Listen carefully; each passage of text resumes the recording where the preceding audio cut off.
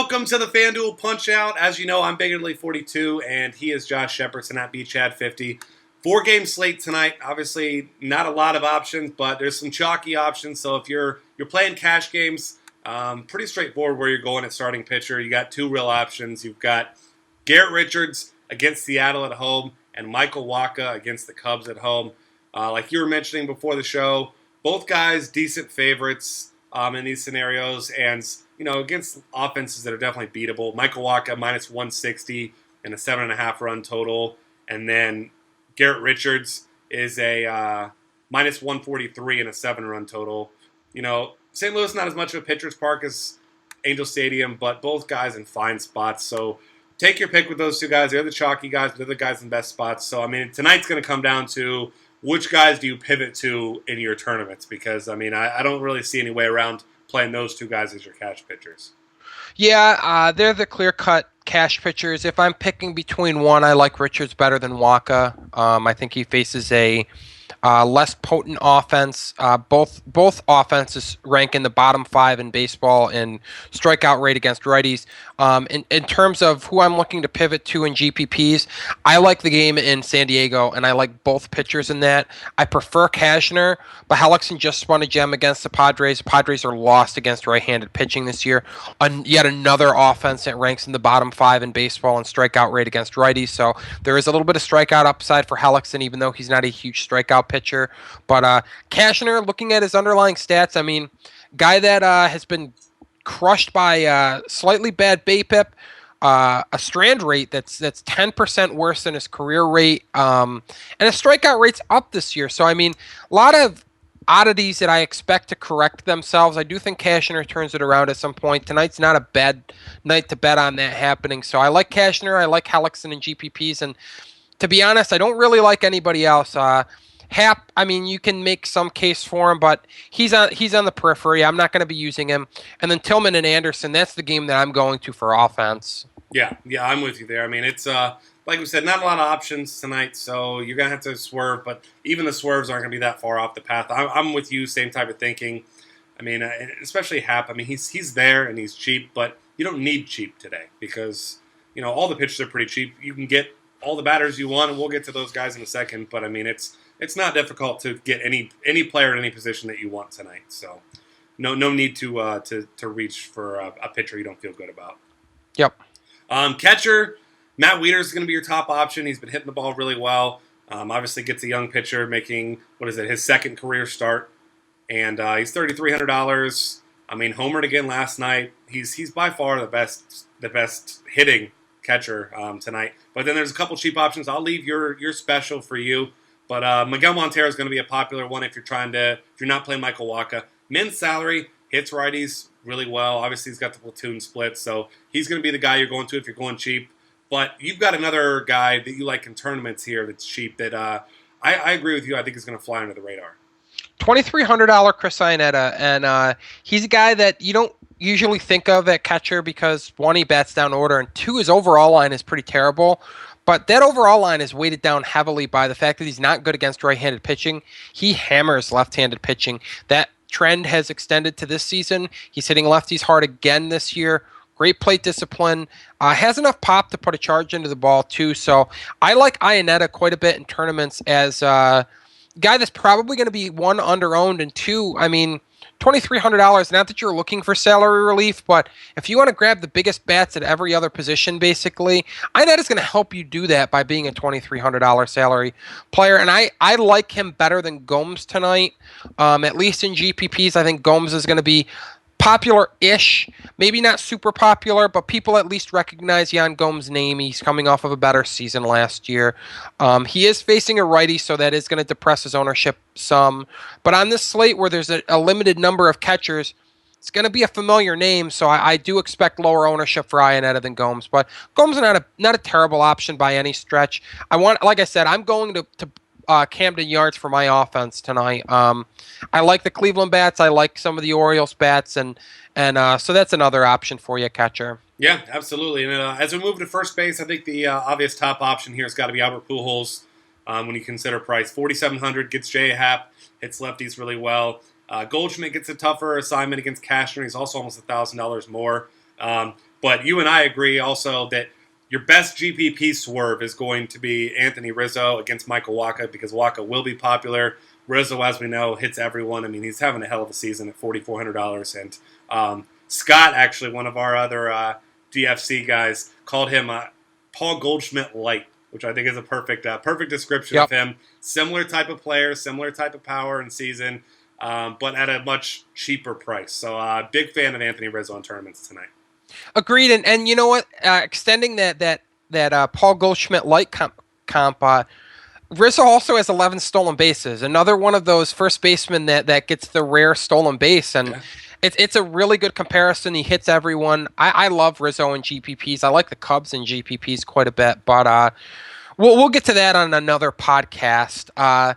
Chris Davis looks pretty good to me in GPPs as well, facing, as Justin noted, a pitcher making just his second big league start. Camden Yards inflates home runs for left-handed batters and run scoring. Davis is an all-or-nothing hitter, but when that all comes through, I mean, it comes through in a big way. And against a pitcher that's not missing a lot of bats, I like Davis's odds of more than usual of reaching the seats. And then the guy that I like, price point considered a lot, if you are paying, at least in cash games, namely, if you're paying up for Richards and you don't want to pay up for one of the top first basemen, maybe you just don't feel like $4,700 is worth it for Pujols. $2,500 Yonder Alonso looks good to me. Probably going to hit third again with Kemp seeing time hitting leadoff lately. He's been hitting right in front of Justin Upton. And Alonso, not the flashiest player because he doesn't have big power, but does a great job of getting on base, working walks, well above average hitter against right-handed pitching. So guy that I do like when you consider price point, lineup spot, and matchup with Jeremy Hellickson isn't bad either. I mean, Hellickson definitely gives it up a little bit to left-handed batters, so I do like Alonso quite a bit. Yeah, and like you said, I mean, he gives you good at-bats, and that's exactly what you want in your cash games. So I think he's a fine option. Second base is Jason Kipnis. He's on fire. I mean, he's your top option if you can pay up, and you can. So I would imagine that he'd be one of the first guys you get into your cash game lineup tonight, despite the $4,600 price tag. And then below him, I really like Jimmy Paredes at $2,800, assuming he's batting second again. But even if he's batting fifth or sixth, I mean, that price tag, he's got 10 hits in his last 4 games, including 2 doubles and a home run. So, I mean, $2,800 is a crazy good price tag. So, really, for me, in cash, if you're not going Kipnis, it's got to be Jimmy Paredes. I like Colton Wong a little bit too. I mean, he's the second most expensive second baseman. Go figure. Good lineup spot. But what I like is the fact that Don Roach does not miss bats. Don Roach not in the player pool for pitchers, but if you look at his season-long stats, I mean, we're talking about a guy that's striking out just 10% of batters that he's faced at the AAA level. He pitches to contact. He takes pitching to contact to a new extreme. So I do like Wong. I do like some of those bats for the Cardinals, but I'm with you. Kipnis, top cash games play. I like Paredes a little bit more in GPPs than cash games because he does have that ballpark working in his favor. He's going to be lower owned than Kipnis because everybody knows who Kipnis is. Everybody's familiar with the big month that he had in May, the follow-up that he's having so far in June. But Paredes can put a charge into the ball, and if Jones is out again, could see Paredes hitting third, could see him hitting second. I mean, there's you're going to get a good lineup spot from him one way or the other. And then one name that you and I both talked about before the show, Johnny Giaffatella, $2,400, could hit leadoff tonight. He has spent some time hitting leadoff. Gets to face lefty J.A. Happ as a right-handed batter, so do like him just a little bit as a cheap option. And then Robbie Cano is going to be moderately popular tonight, is facing one of the chalk pitchers, but I'm guessing the Waka owners are probably going to flood to Cano, chase that home run from last night. He's only $2,600. He's homered twice in the last 5 days, so he's in the middle of a 4-game hit streak and has an on-base streak of 8 games, it looks like, so I think you're going to see Cano be fairly popular tonight for the non-Richards users, and maybe some of the I'll have some friendlier wording, but we'll call them dopes that decide that they want to use Cano with Richards. I don't understand it, but you know I've seen it, and it just boggles my mind. Yeah, I'm with you. Not a strategy that I implore. And last guy, Corey Spangenberg. If you get tonight's lineup spot, $2,200. Swiped 2 bags and got 3 hits last night. He's not a guy with any power. Has 2 home runs. They both came in one game. You're obviously not chasing that, but I think he's an okay option if you have to go cheap there in GPPs. Yeah, I'd love to take the prop bet on Spangenberg not hitting 2 home runs tonight. I'll pay the minus 100,000 for Yeah, that. minus every penny you have to win $1. Third base, gotta love Manny Machado, 4,300. Once again, going back talking about how you can afford anyone you want. Get him in your lineups tonight. He's going to be your top play. Matt Carpenter, great cash game play against your boy Donnie Roach there. And then once again, elite tournament option as he always is. Mr. Chris Bryant gets Michael Wacha going against one of the chalk pitchers. Once again, $3,800. You got to like his prospects and maybe pairing up a couple of these guys in tournaments with the big upside as well. Definitely. I mean, if you're looking to build a tournament lineup and you want maybe guys that are slightly lower owned than they should be based on the fact that they're facing chalk pitchers, get yourself Bryant and Rizzo, hook the two of them together, and they're going to be lower owned than they should be. I'm not going to say that they're going to be low owned because on a short slate, all the top options are going to have some ownership. I mean, you're going to see Bryant get some, you're going to see Rizzo get some love, but they are going to be lower owned than they normally would be because they are facing the chalk pitcher, and everybody's going to want to get that safety of a Wacha or of a Garrett Richards. Other names that I'm looking at third base, Kyle Seager against Richards. There's another contrarian play because Richards is going to be popular. But David Freese opposing him, $2,400, has hammered lefties for his career. Happ, not an imposing left-handed pitcher.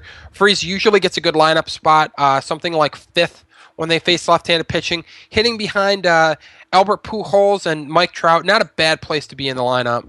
Yeah, absolutely. I'm with you there. And that's pretty much it at third base. Really nobody else I'm touching.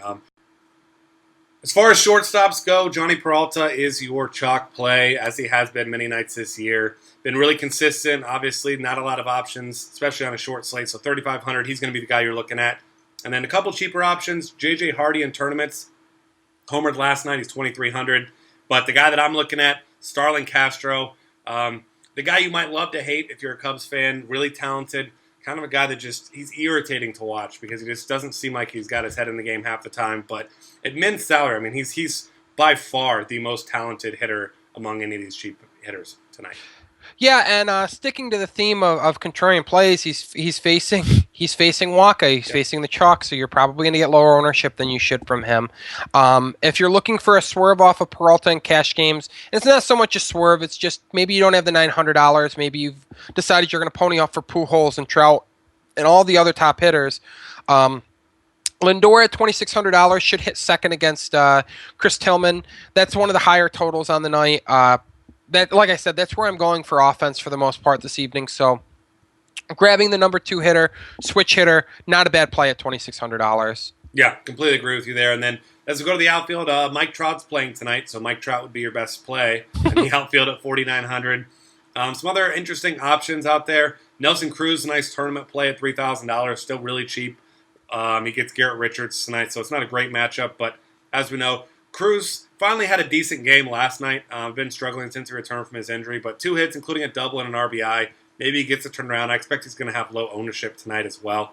And another guy I'm really liking to target in tournaments, as you and I have for a lot of the season, Dexter Fowler at $3,000. The guy can kind of do it all. He's got some power. He's got some speed. Hits at the top of the order, and I think he's in a not in a great spot, but Michael Wacha is not quite as good of a pitcher as some other people believe, if you ask me. Yeah, I agree there. I like Fowler a bit. Hits leadoff, power speed combination. Speaking of power speed combination, Jason Hayward's heating up, and he's moved up in the order with all of the injuries that the Cardinals have suffered. $3,600. Not a bad play on a night where you're going to have money to spend. I shouldn't even say I love Michael Brantley at $3,200. Hits right in the heart of that Indians order.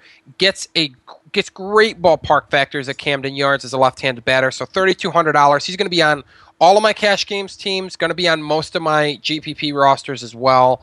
And then I'm going to go back to Camden Yards. You mentioned him before the show. Travis Snyder's a nice play. We both like Chris Parmelee at $2,600. Get some lefties in there against this rookie pitcher making just a second big league start. Not a ton of other cheap options that I'm looking at. David Murphy usually gets to hit cleanup against right-handed pitching. Certainly can use him. The ceiling's not very high at all, but if the Indians do go off, I mean, you've always got the chance that he's going to drive in a few runs. but he's a guy that doesn't have a lot of power, so you're really reliant on the rest of the lineup to get on for him and to produce. And for Michael Brantley, not to clear the bases before he gets up there if you want value from Murphy. And beyond that, not a lot that I'm liking in the outfield. The outfield's a position that I'm going to pay up for talent at tonight. Yeah, I'll tell you what, though, if I'm Tito Francona, I finally start using my brain and I get Brandon Lawson as the cleanup hitter against righties because he can actually hit for power. I mean, homered last night. He's got 12 on the year. Never a guy that's ever hit for average, but I mean, especially last season, he had a hell of a year against right-handed pitching. So I think he's another great tournament option. But I'm with you there. Really cheap guys. You don't need them tonight. There really aren't any that stand out. So just go ahead and avoid them. I mean, if you find a cheap guy that has a good game, more power to you, but really no reason to reach down there other than to try to be different. So that's going to wrap things up for us. Find us on Twitter at DF Cafe. Subscribe to our YouTube channel. Check out our optimizer, our projections, and cheat sheets at dailyfantasycafe.com.